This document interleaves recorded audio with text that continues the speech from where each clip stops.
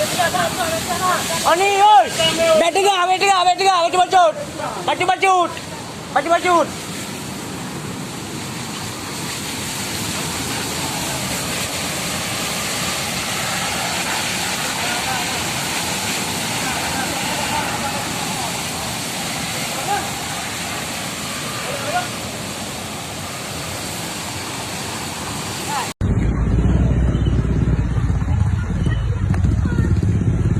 Minyak semua jom.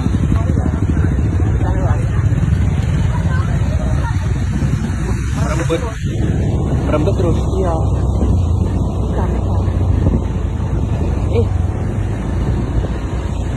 Allah Akbar. Nembak. Oh, saya nembak kok. Menurut Anda sebagai wakil rakyat dan putra daerah Aceh Timur, apa sebenarnya yang terjadi di sana sehingga musibah ini terus menerus terulang?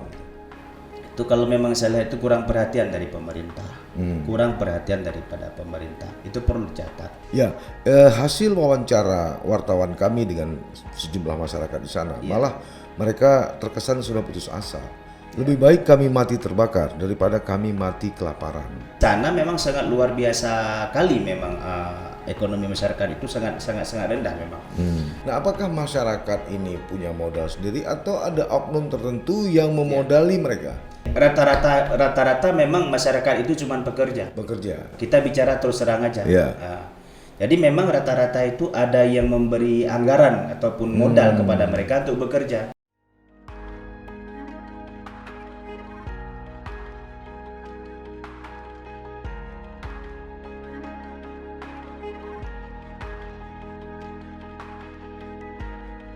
Assalamualaikum warahmatullahi wabarakatuh. Sahabat sisi lain, berbagai fakta, data, dan peristiwa terjadi. Media mainstream, bahkan media sosial, melihatnya dari satu sudut, tapi kami mengungkapnya dari sudut yang berbeda. Ikuti sisi lain di channel YouTube Saleh Abdullah.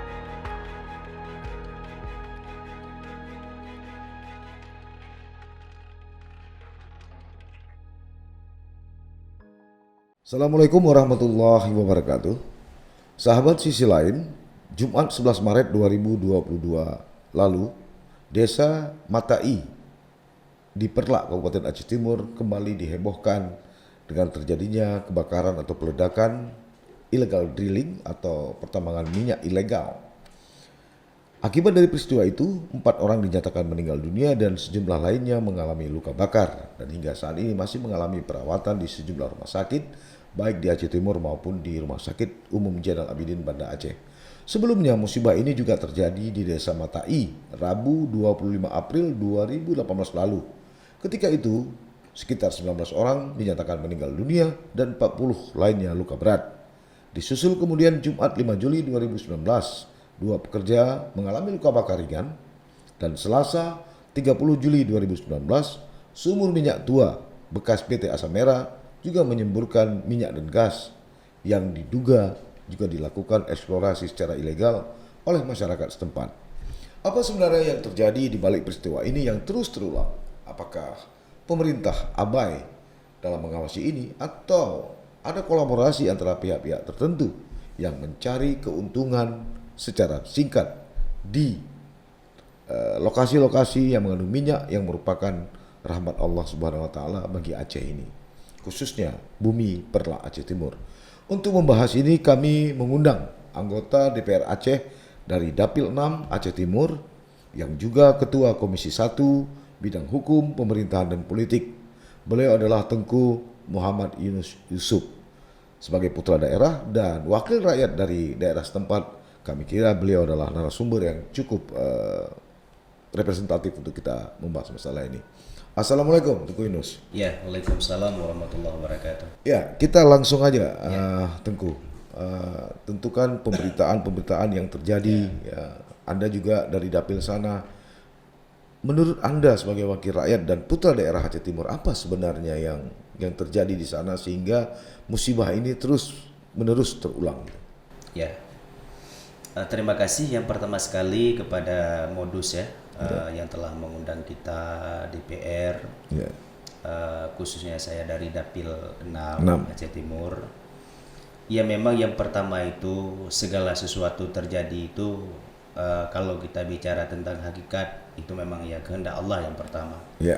Karena segala sesuatu itu iradatina fauqa iradatillah. Sesungguhnya segala sesuatu telah disetting oleh Allah Subhanahu wa taala. Nah, dalam hal itu kan ada yang namanya itu usaha. Ya. Usaha. Memang musibah itu nggak bisa dielakkan.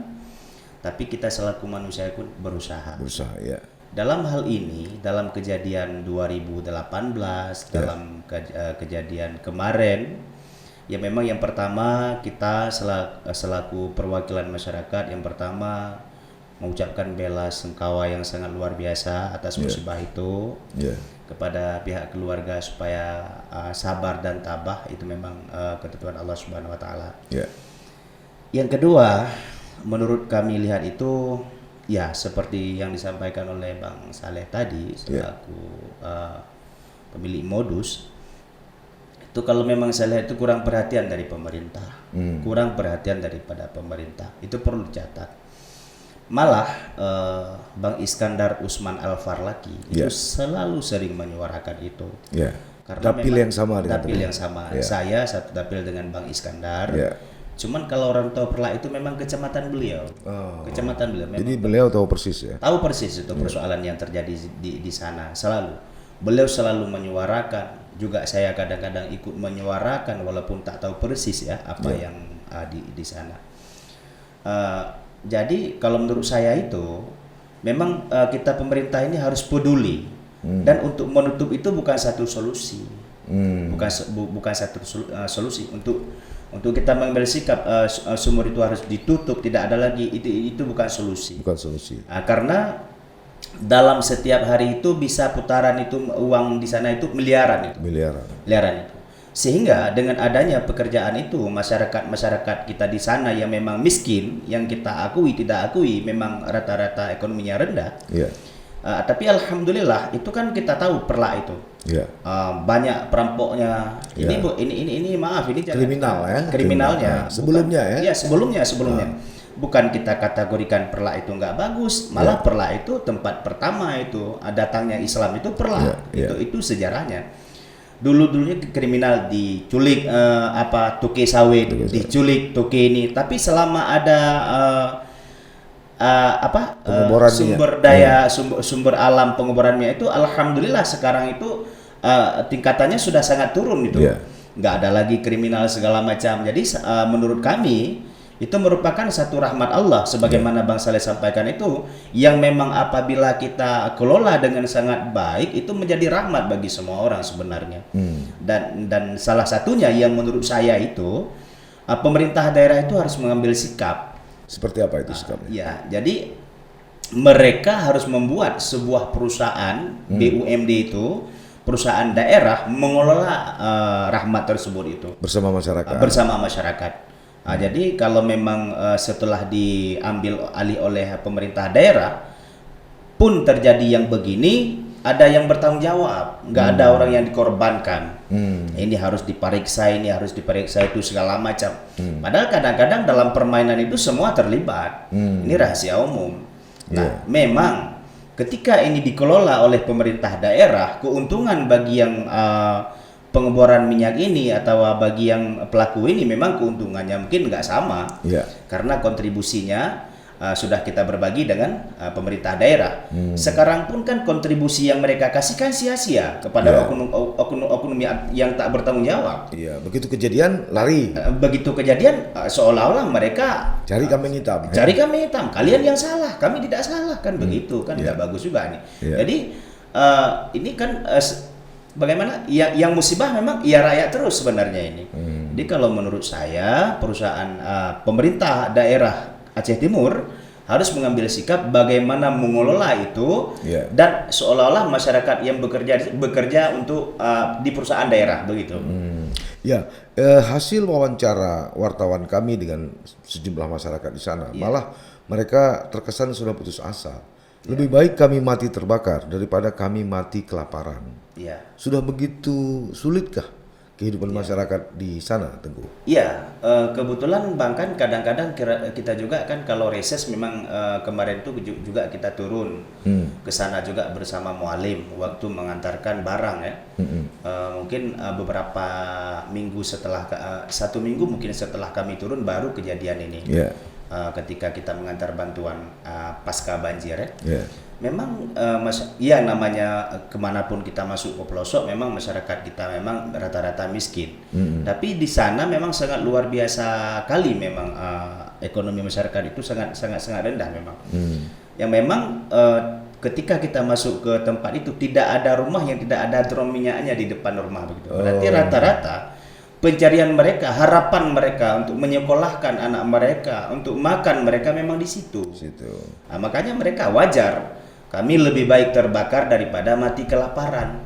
Wajar-wajar saja mereka. Nah, apakah kita pemerintah rela dengan slogan tersebut? Apakah kita tidak tergerak hati? Masyarakat kita sudah begitu putus asa seolah-olah rela terbakar. Mati terbakar. Rela mati terbakar daripada mati kelaparan. Nah, di situ sebenarnya kita harus hadir. Memang selama ini pemerintah daerah tidak hadir menurut Tengku? Iya. Hadirnya ketika musibah begini sebenarnya ketika ini kan namanya kan seharusnya kan bukan begitu. Kalau memang sudah musibah begini kan jangankan kita pemerintah, orang ini kan minta sumbangan aja mungkin lebih bantuannya apalagi dari kita pemerintah.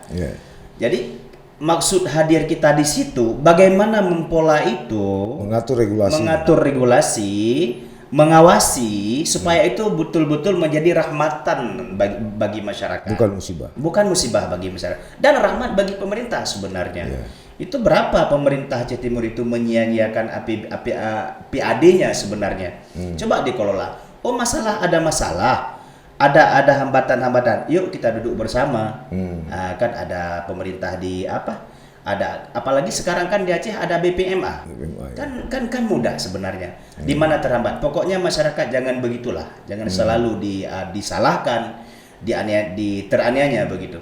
Nah, kemarin itu setelah terjadi di 2018 itu, kalau nggak salah saya, karena juga saya masih di Aceh Timur ketika itu memang setahu saya sudah ada perusahaan daerah. Cuman sekarang ini saya pribadi nggak tahu sudah sampai bagaimana nasib perusahaan daerah tersebut. Sudah ada, malah dalam perencanaan sudah sangat bagus. Berarti di situ ada pengawasan. Berarti kalau memang ini pipanya ini sudah tua, jangan dipakai nanti bisa meletus atau terbakar. Kalau ke sumur itu harus pakai baju pengaman. Seperti yang dipakai oleh orang-orang Pertamina. Sudah ada pengawasan seperti itu untuk safety. Dan saya rasa masyarakat kita mau kalau memang ada pembinaan dari pemerintah. Gitu. Ya, ini kan seperti Tengku Yunus katakan tadi ya. Sebelumnya kita lihat kawasan Aceh Timur khususnya Perla itu kan ada tindakan-tindakan perbuatan kriminal. Hampir setiap bulan ada saja berita di media orang yang diculik, orang yang dirampok. Tapi begitu eksplorasi minyak ini berkembang, relatif tidak ada, perputaran uang sudah tinggi. Saya juga sempat beberapa kali ke sana melihat kalau dulu di warung-warung kopi sepi, sekarang warung kopi sudah penuh, terutama di sekitar pengoboran itu. Artinya perputaran ada uang. Hanya saja seperti yang Tengku katakan tadi, pembinaan kurang. Nah, sekarang begitu kejadian yang katanya pengoborannya nggak sesuai, yang katanya ada orang di balik itu semua. Ini apa? Pengalihan isu dari kasus yang sebenarnya. Yang Tengku terima laporan gimana di masyarakat? Yang menurut saya itu ini murni memang kecelakaan. Kecelakaan, murni kecelakaan. Nggak ada sabotase di situ, nggak ada permainan di situ. Memang murni musibah memang. Dan kalau memang tidak ada pembinaan dari pemerintah, yakinkanlah ke depan juga akan musibah lagi. Langsung ya? Musibah lagi, yakinkan. Bukan kita yakinkan, tapi karena kan yang memang namanya manual. Masyarakat kita pakai alat-alat biasa, sedangkan itu kan ada jenis pertalit di situ, ada pertamax di situ kan. Pakai baju-baju biasa, dia akan teruap dan sambil bekerja bakar rokok lagi. Nah, jadi mungkin akan terulang dan pemerintah enggak. Oh misalnya di sini nggak bisa dibor, masyarakat akan cari hutan untuk bor karena memang pencarian kehidupan mereka di situ. Itu yang dibor itu tanah siapa sebenarnya? Tanah masyarakat juga? Iya, kebanyakan tanah masyarakat itu. Di antara pohon-pohon sawit gitu ya? Iya, itu kan di luar Pertamina itu. Kalau memang Sumur Tua itu kan milik Pertamina ataupun Asam Merah, ini di luar memang. Itu ada yang tanah sendiri itu, tanah pribadi itu. Nah, siapa yang bisa melarang mereka? Ya ketika resiko beginilah. Nah, apakah masyarakat cukup punya modal untuk mengebor itu? Karena menurut informasi dari sumber kami, itu sekali mengebor itu butuh dana sekitar 200 juta. Minimal 200 juta. Nah, apakah masyarakat ini punya modal sendiri atau ada oknum tertentu yang memodali mereka? Hasilnya bagi dua. Rata-rata memang masyarakat itu cuma bekerja. Kita bicara terus terang aja. Jadi memang rata-rata itu ada yang memberi anggaran ataupun modal kepada mereka untuk bekerja. Oknum ya? Oknum. Ada nggak oknum misalnya di pemerintah Kabupaten Aceh Timur? Setahu saya tidak. Nggak ada. Nah, kita bukan ingin membela-bela, setahu saya memang yang dari pemerintah itu nggak ada yang main. Jadi oknum dari mana ini? Mungkin donatur itu orang-orang yang memang sudah mapan ekonominya. Yang sudah ada mapan. Di Aceh Timur, ada yang di Medan, Banda Aceh. Ada yang di Medan, di Banda Aceh saya nggak tahu. Ada yang di Medan karena kita kan orang Aceh Timur, sedikit banyaknya kan tahu. Ada yang dari Langsa, ada yang dari Kuala Simpang, ada yang dari Medan. Itu minyak-minyak itu dibawa ke mana tuh? Ini ke Medan juga? Setahu saya minyak itu ada juga dibawa ke Medan. Kadang-kadang ada juga yang dimasak di daerah situ. Bahkan kadang-kadang ada juga yang dijual mentah-mentah. Jadi musibah juga orang yang beli itu.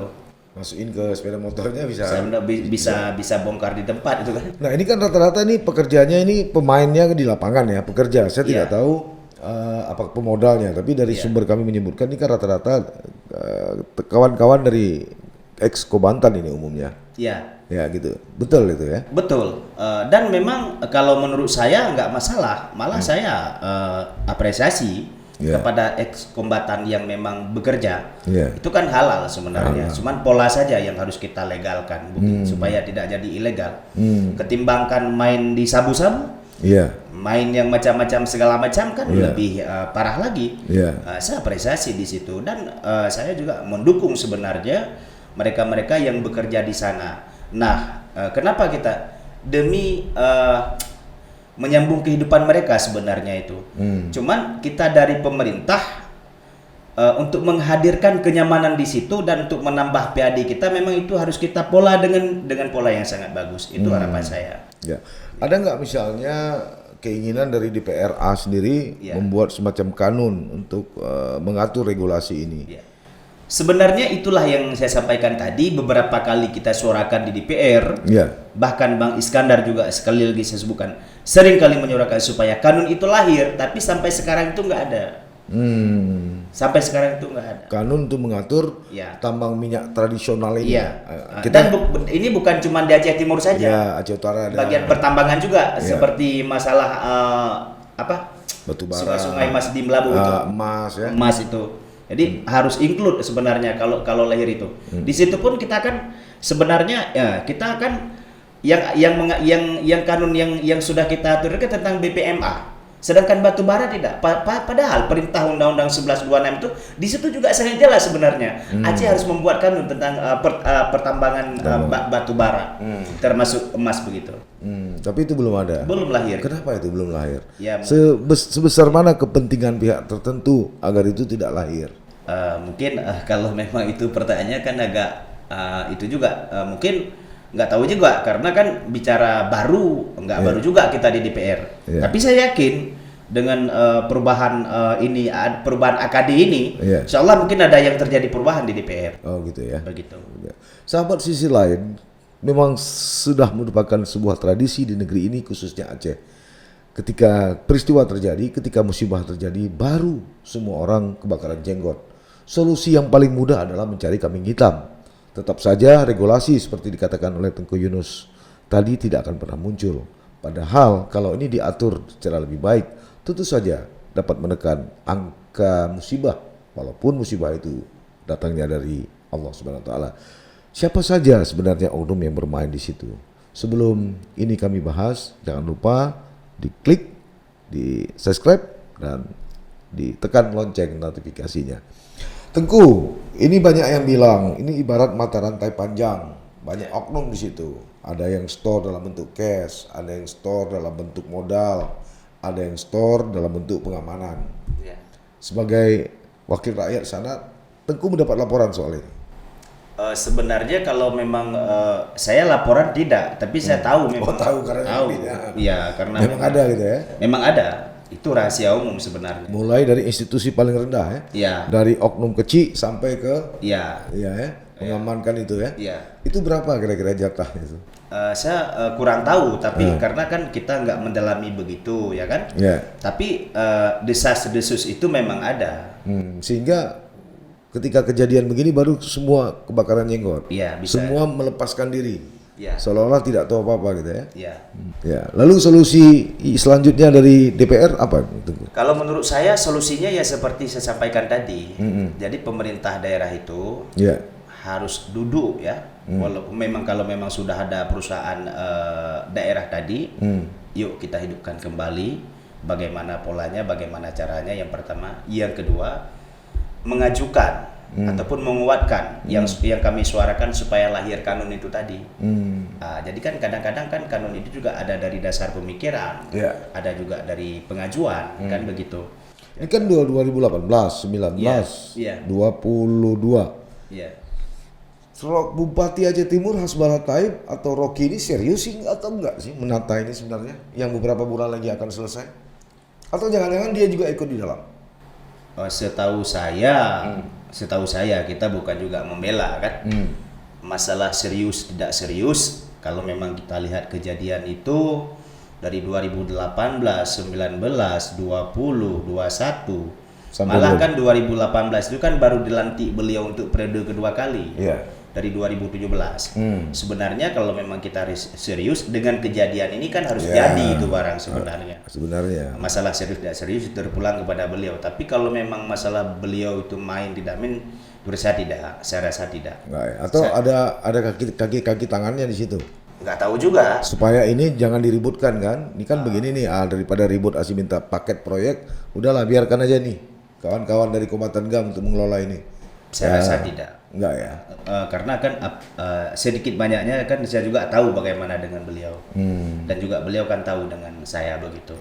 Tapi kalau enggak masalah itu saja mungkin yang kita sesalkan ataupun kita sayangkan. Kalau beliau main di sana saya rasa itu pasti tidak. Enggak ada. Termasuk orang-orangnya enggak main ya. Enggak ada. Tapi beliau tahu ada yang main ya. Beliau mungkin tahu. Tahu ada yang main ya. Itu kan enggak mungkin saya sembunyiin juga. Kita kan harus terus terang saja. Karena masyarakat juga karena setiap masyarakat Aceh Timur, apalagi memang yang punya jabatan pangkat, tahulah apa yang terjadi di Rantau Perla itu. Semua tahu. Cuman kadang-kadang kita nggak tahu mendetil karena kita nggak masuk ke situ. Tahunya paling-paling kan di luar saja.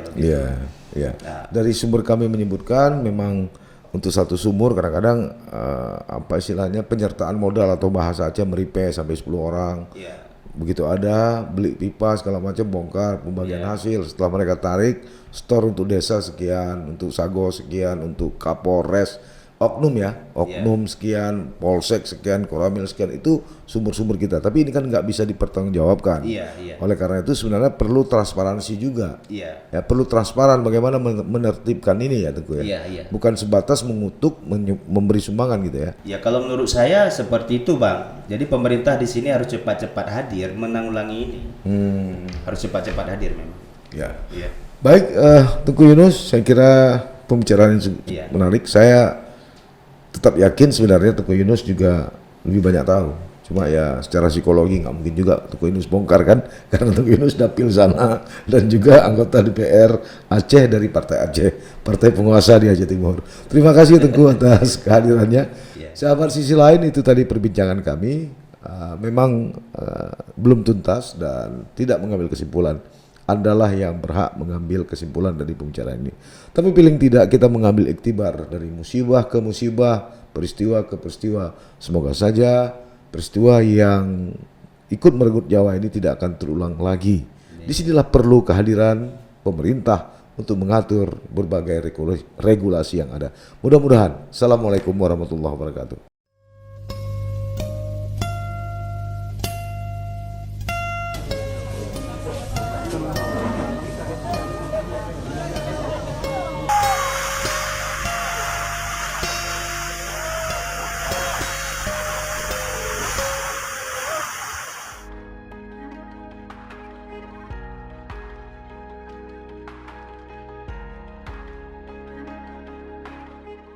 Jangan lupa like, komen, dan subscribe. Serta aktifkan lonceng notifikasi.